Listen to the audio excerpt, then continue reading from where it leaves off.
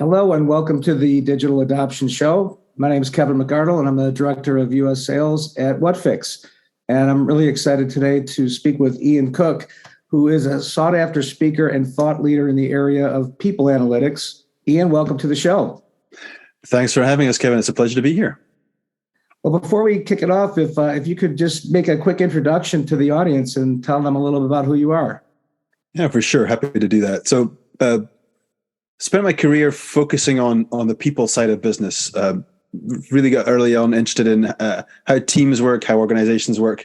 And that led me to a point where I wanted to prove out that it was worth the investment in people. And so from there, I started to study what was at the time called HR metrics and is now being called people analytics and to some extent people intelligence. And that's about all this information and data we have captured in an HRIS, which looks at who does what work, or a payroll system, or a talent acquisition system. A lot of that information is useful and helpful to a business in terms of understanding how to manage its people. So I have basically spent the last 20 years building out that field, and the last 10 of those years working for Visier to build a technology that helps people do that. So it's both a fascination and a business, which is a fun thing to combine. Well, thank you for that. We're looking forward to gleaning some knowledge from your wisdom and experience. And so my first question is probably a lot to unpack here, but I'd like to jump in and just start asking you a little bit about the role of a manager today, considering all the different pressure they're under, the different hats they're wearing, the different multiple hats, I should say, that they're wearing. What does that actually look like today? Yeah, that's a fantastic conversation to have, Kevin, because I think it's changed. I was listening to a really interesting HBR podcast recently, and it kind of went through the history of the manager, where in the initial formulation of a manager, they were basically the information conduit. Like if you had an army or a work site, we didn't have the digital world, we didn't have email, we didn't have this stuff. So the manager went and had the conversation with the foreman had the conversation with the general manager, and like information flowed. But now that role of the manager has changed a whole bunch, where they kind of have to be everything in many ways, and sometimes you're an empathetic ear to an employee who's, going through some challenges. At other times, you're the performance manager who's trying to make sure the team's on the right page. At other times, you're managing budget. So I think the role of the manager has just continues to expand. I think hybrid has pushed a whole new set of demands.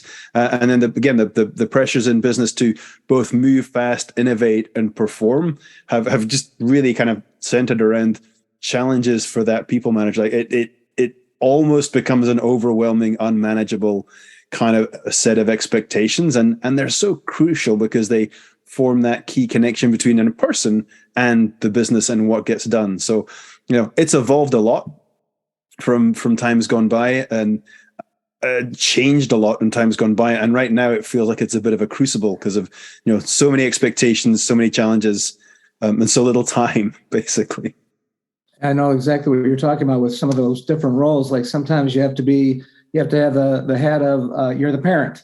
Then other times you're a psychologist. Other times you're a shoulder they need to just kind of unload and just kind of let loose, and just got to give them that space. So I can appreciate where you're coming from with that.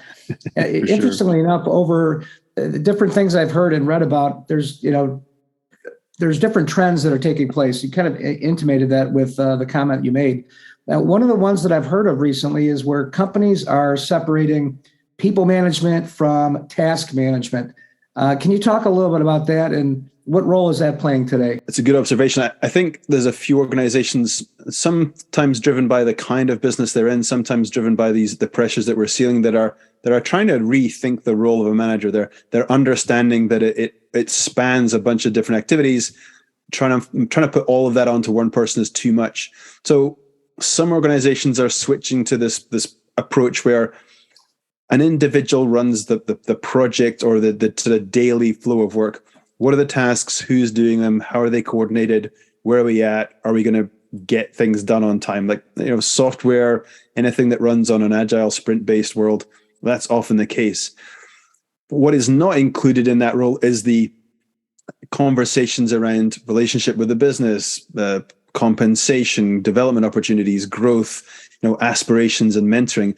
And so that's the whole relationship element. And that's a different manager. And so especially where people are moving around a lot from project to project to task, and as organizations have become more fluid in this task allocation piece, rather than having somebody change the relationship manager every 6 months, every 3 months, they separate it. And so there's a person who is your relationship with the business, and that's the cadence of conversations around mentoring, around how's it going for work. That may be the shoulder to cry on at times, if that's how to describe it. And that's a separate role from the person who's actually focusing on the tasks. It was a model that started off in professional services, but I see more organizations as they've shifted to an agile type of approach to actually distinguish those two aspects of management, realize they're different skills, different time demands, and actually give them to different people.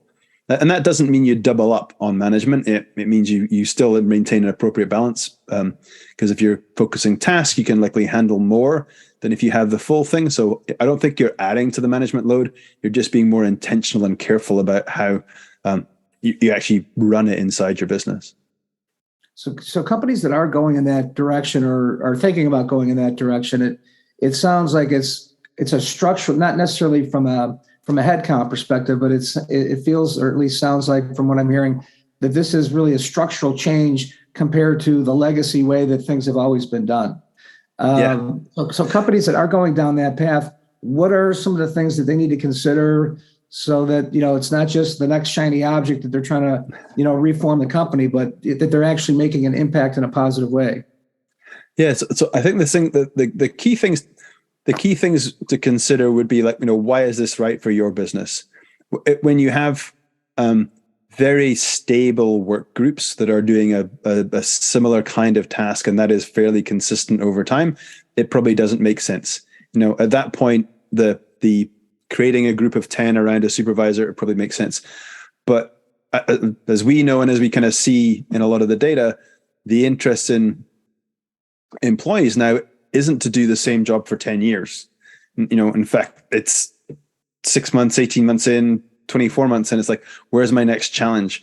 And so if your business needs to respond to that and driven by employee interests, that starts to create a need to do, okay, how are we going to carve out task management? And I don't think it's fair to make one easier than the other, but there is a thing called the Peters principle, where managers are promoted to the level of incompetence. It comes about because what makes you good at being a brilliant person at task is completely different from what you need to be a good person with people.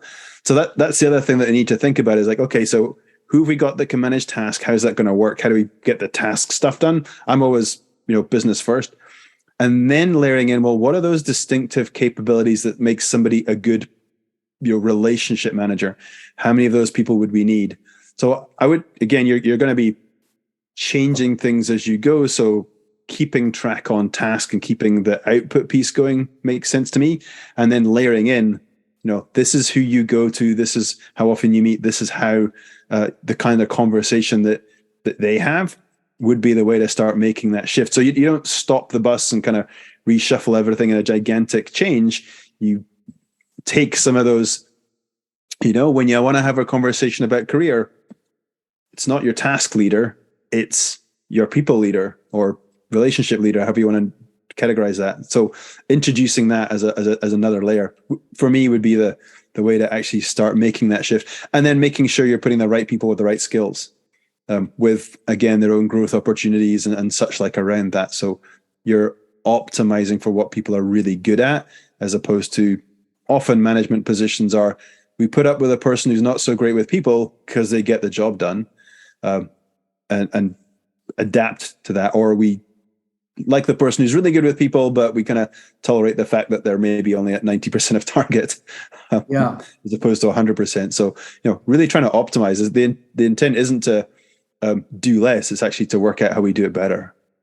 It's interesting, the way that you explain that, because I was thinking about several examples. One is that, we'll use the role of a salesperson. A good salesperson isn't necessarily a good sales leader. And we've seen this type of example, I think, is kind of ubiquitous, because if you relate this to sports, for example, there's some phenomenal athletes that are terrible coaches. And then there are some athletes that are so-so athletes, but they're phenomenal coaches. Coaches, yes. And so it's a matter of drawing out, where's their area of strength and how do you leverage that? Yeah, and I think it's an important thing to understand, Kevin, because I also think that's one of those other things that has changed around management. Now, we have a lot of junior staff that join us. Their mental model is like, I have to become a manager because that's the only way I get paid more. We haven't built our structures that way, but they come into our business that way.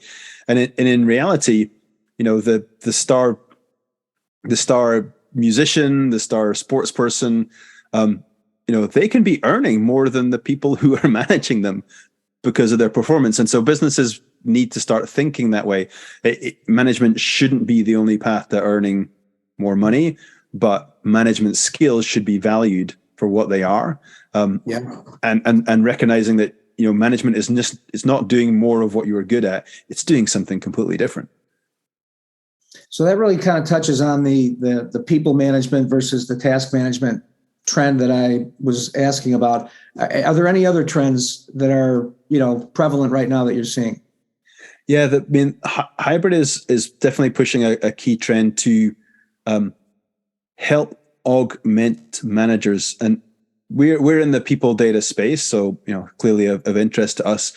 Something that we saw as the pandemic hit, but which has not changed, is much more use of data, much more access to understanding things about people in order to make business decisions.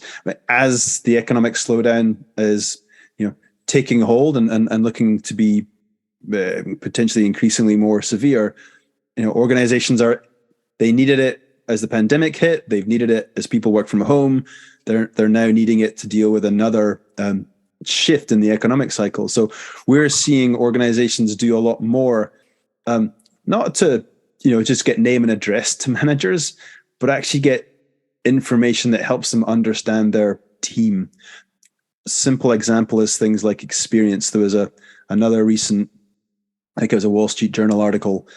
The group had done a research project about if people have been with the business longer and know more about the product, does it lead to better results? Mm-hmm. Surprisingly, most of us in sales are going to go, yeah, of course. They found that was true. So instead of telling a manager you have 10 people, here's how the overall experience level in your team has changed. And again, you can likely relate to this from sales.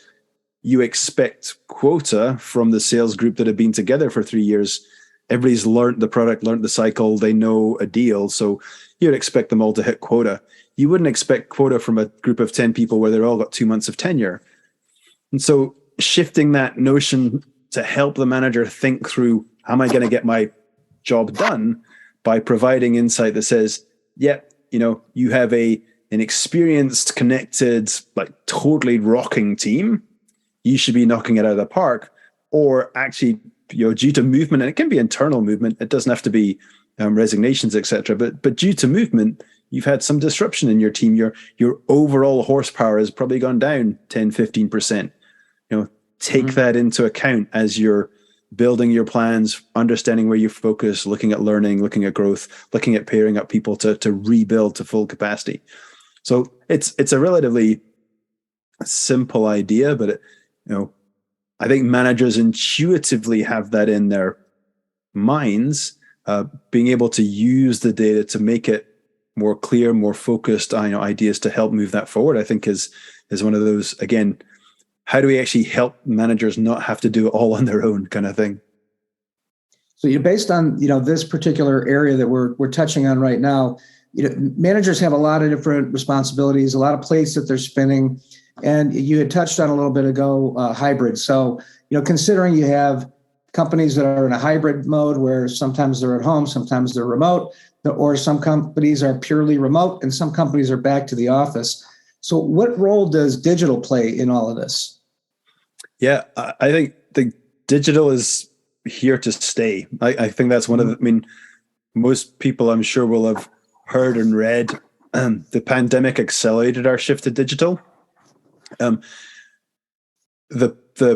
Whilst the impact of the virus has declined, I think the digital acceleration is just going to keep going. And whereas some of that early wave of digital was to move, I'd call it record keeping. So, a lot of the early wave stages were, let's put our bookkeeping in the cloud. Let's put our record of who joined the business and who left the business in the cloud. Where I think digital is going is actually into the next wave, which is intelligence. So we've got all that information now with AI, with the kind of capabilities that exist, with the needs to move fast. Digital is coming more about intelligence and actually using all that transactional data for smart elements. Some of the customer tracking that goes on, some of the personalized marketing that goes on, all of that is sort of examples of how our digital world has changed, and that whether we're in the office or not in the office, we're going to be working in a digital world. I was talking to somebody yesterday, can't remember exactly, but if the pandemic had happened even 10 years ago, I think its effects economically would have been maybe 2 to 3 times as tough. Different impacts in different sectors, but I'll just talk for our organization. We have people who write code. We have a couple of hundred of them. They went home overnight, started writing code from home. Like the infrastructure and the capacity to do that without any sort of security risks or challenges in terms of infrastructure wasn't really in place 10 years ago. These companies were definitely at a disadvantage then. Yeah, and that's where I think we've learned to rely on digital. We've learned to use digital well.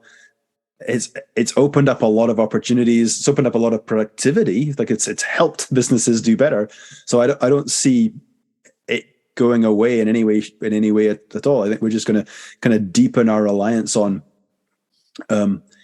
using technology to augment people where we can, to augment processes, to make things work smarter.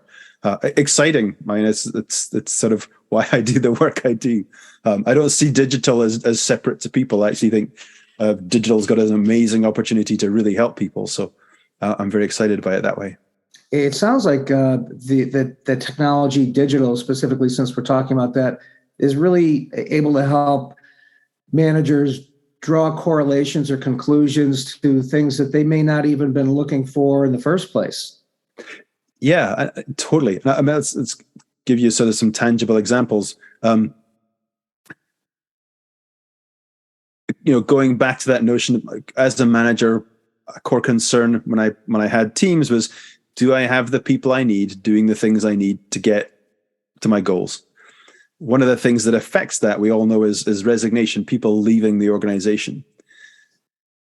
As we think digital, we now have the data to create probabilities of individuals in my team exiting the business.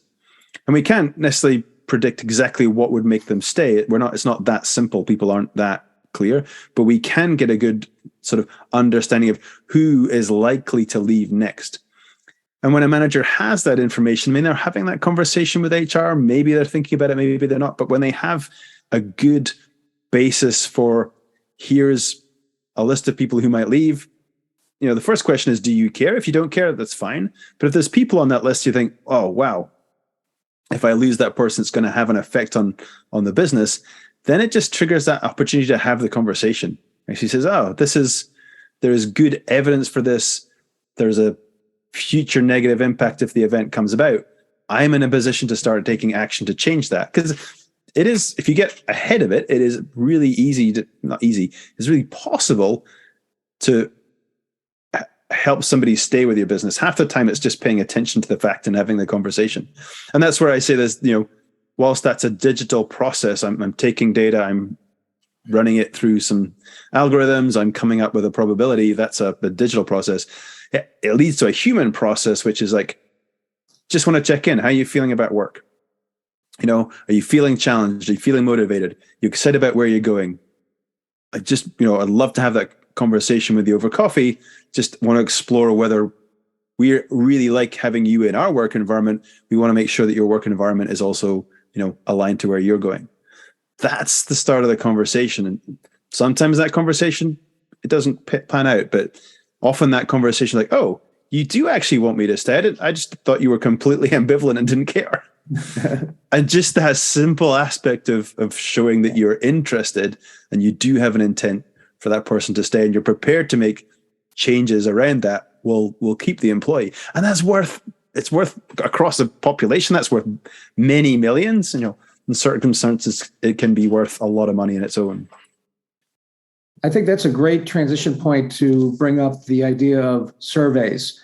And we've all been at companies that have done surveys ad hoc or just, periodically, certainly not strategically, just, fill out your survey and it's almost like check the box type of scenario.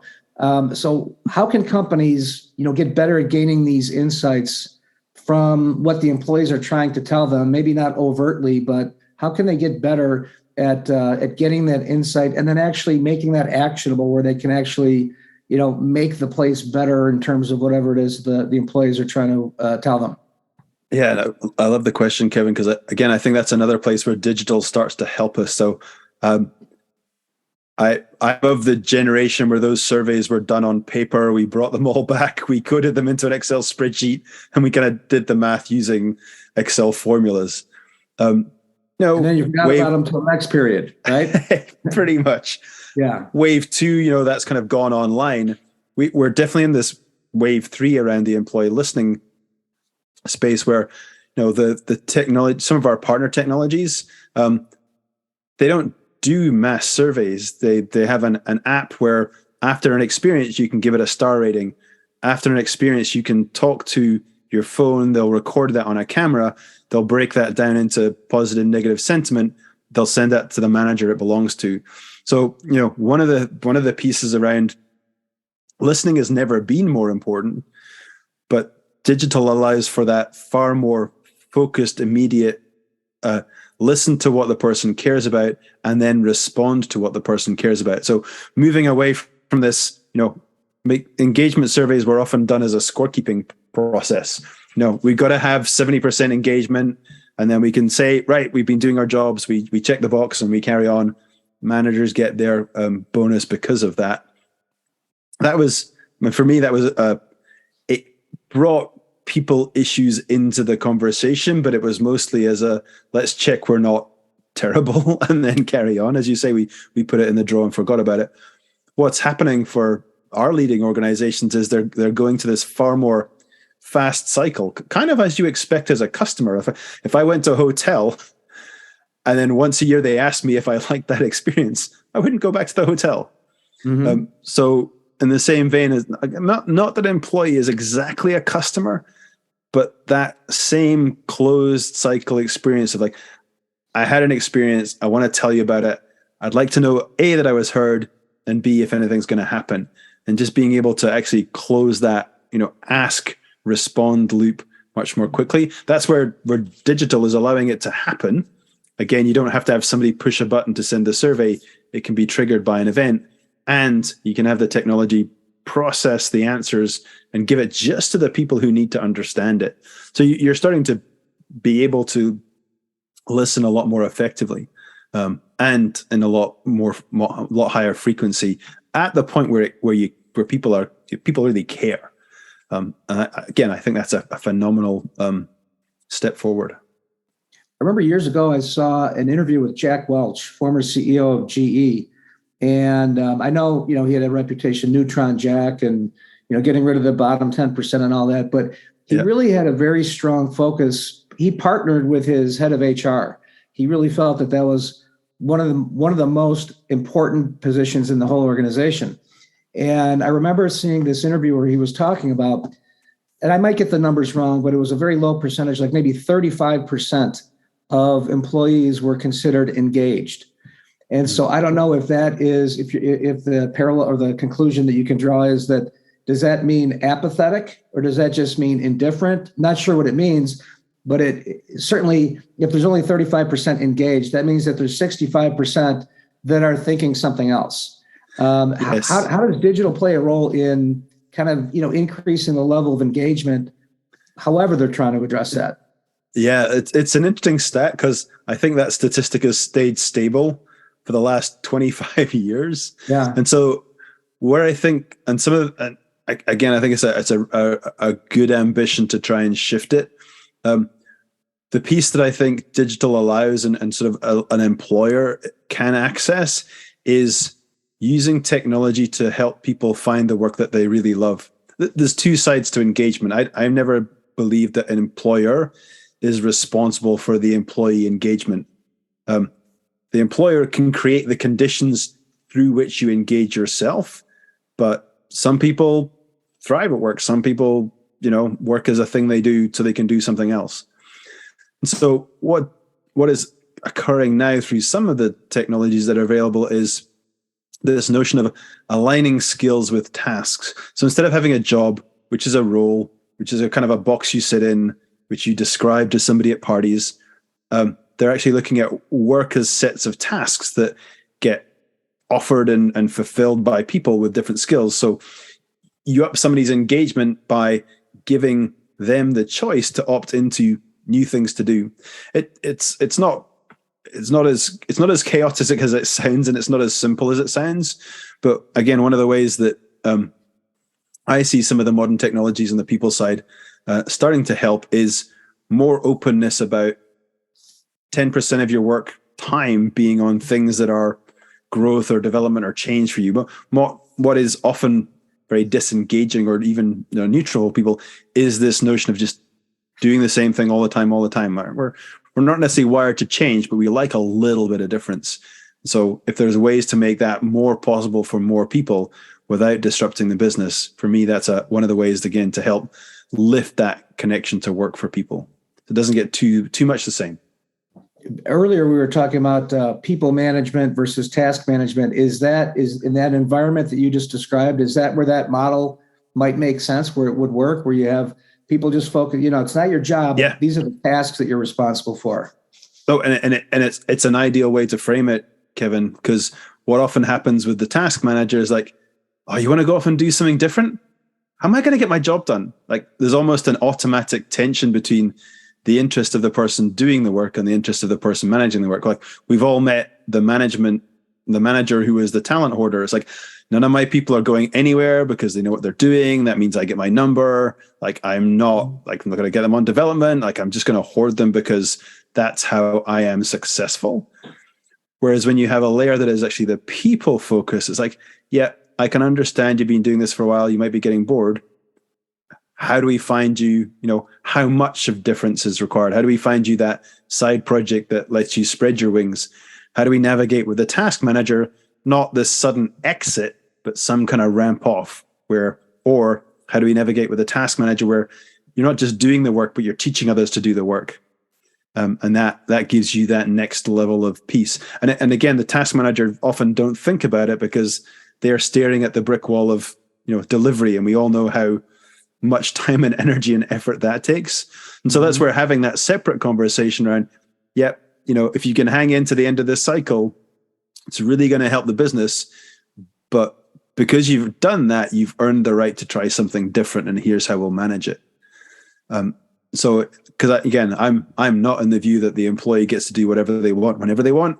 But I also think businesses limit themselves by saying, well, this is your job and it's only your job and you're stuck in this job until you choose to do something different. Like, I think it's more complex and there's more opportunity than to just lock people into boxes. Yeah, those seem to be, as you describe them, kind of like the extremes. You've got very rigid and then it's a free-for-all. There's probably a nice balance somewhere in the middle there.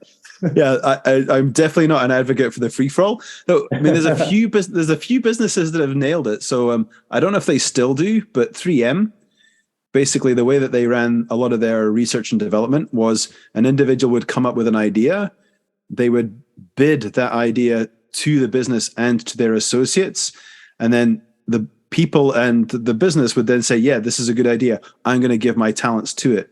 So they would literally crowdsource teams to go chase interesting projects. So it sounds pretty chaotic, and it's definitely like you're not going to drop that into 99% of businesses, but there are models out there where that free form work on what you care about has actually been trialed and has been proven to work. So it's not for everybody, but the right circumstances, it can help you thrive. Yeah, I agree with that. I remember an example. This happens, I think, more in technology than in other industries, but I think it's Google that has this 10% of your time is for whatever you want to work on. It's got to be business related, but it's whatever you want to do. And from what I remember, some of the biggest innovations from Google came from that 10% work on what you want. I think Gmail came from that. I think Google AdWords came from that as well. So providing that culture, that environment where you give people the opportunity to work on things that they're really passionate about, like what do they say? A rising tide lifts all ships. Yeah. Yeah. And I think that's the right way to describe it. It's like, you may not have the kind of revenue that Google has to say, give everybody 10% of free time. That's not always a straight lift, but if you have ways to, generate that opportunity for people in your business, then it's likely to pay you back in terms of innovation, commitment, drive, and those kinds of things for sure. Well, I know we're running a little short on time here, so I wanted to ask you one last question here before we let you go. So there was a lot that we unpacked and a lot that you shared with people. I'm sure you gave everybody some things to think about. What are some areas of low-hanging fruit that people can start looking at today to try to make some changes and positive outcomes that they're hearing about from you today? Yeah, I think the first place that we encourage people to look at is understanding the use of people data to help managers. It hasn't been a traditional practice, but there's a crew of people who have been building it up over the last 10, 15 years. We've learned a bunch of stuff. We've put out case studies. We've put out kind of practice guidance. There is the trailblazers has kind of blazed a path. And so there's now a nice trail for folks to follow. So educating yourself on what's possible, because it goes way beyond what people assume. That's for sure. And then, starting to practice some of it. Simple things like, regular feeds of information to managers about, here's how the experience level of your team has changed over the last quarter. What does that mean for you? Does that mean that you're going to overachieve, underachieve? Does that mean we need to think about rebalancing teams to get experience where it counts? It's a really simple question, and yet it can have really material impacts on how the business performs. So I think that's a great place to start. Well, this has been great. I really enjoyed speaking with you. I wish we, had a little bit more time to do this. Hopefully, you would come back and give us a chance to chat with you again. Oh, absolutely, Kevin. As you can tell, this is, I've spent my career studying, understanding, working, building in this space. I'm always happy to talk about people, technology, and business. So yeah, I'd love to join you again. Excellent. If people do want to get a hold of you to chat with you a little bit more in a one-off fashion, what's the best way for them to connect with you? Yeah, connecting with me personally on LinkedIn. Always looking to build my followership. Happy to connect to people directly on LinkedIn. I publish a fair bit there and run a bunch of conversations around, digital people and business. So that's a good source. And then I work for a company called Visier, which is Visier.com. So if you're interested in this use of people data, we have a lot of stuff on our site that can be helpful. So those are two ways to get a hold of me. Excellent. Well, thank you so much for joining us today, and looking forward to talking to you again, Ian. Thanks. Thanks, Kevin. Have a good day, all. All right, take care.